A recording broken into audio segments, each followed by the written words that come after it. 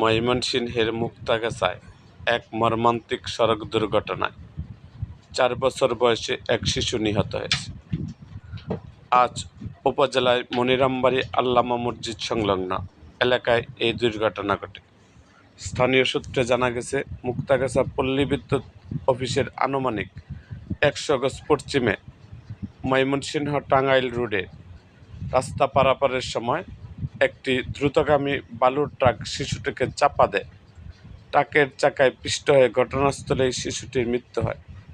সামাজিক যোগাযোগ মাধ্যমে ছড়িয়ে পড়া ছবি ও স্থানীয়দের পোস্ট থেকে জানা যায়, দুর্ঘটনার পরপরই এলাকা শোকের ছায়া নেমে আসে। প্রত্যক্ষদর্শীরা জানান, ঘাতক ট্রাকটি বেপরোয়া গতিতে আসার কারণে এই মর্মান্তিক দুর্ঘটনা ঘটেছে। শেষ খবর পাওয়া পর্যন্ত দুর্ঘটনার পর ঘটনাস্থলে স্থানীয় উৎসুক জনতার ভিড় জমে যায় এবং পুলিশকে খবর দেওয়া হয়েছে। ঘটনার বিস্তারিত বিবরণ ও আইনি পদক্ষেপের প্রক্রিয়া এখনও প্রক্রিয়াধীন রয়েছে। এরকম আরও ভিডিও পেতে এবং রাজনৈতিক অঙ্গনের নানা ঘটনা ও ইতিহাস জানতে আমাদের মুক্তাগাছার ইতিহাস মিডিয়া ইউটিউব চ্যানেলটিকে সাবস্ক্রাইব করুন এবং পাশে থাকা বেল আইকনটি বাজিয়ে দিন।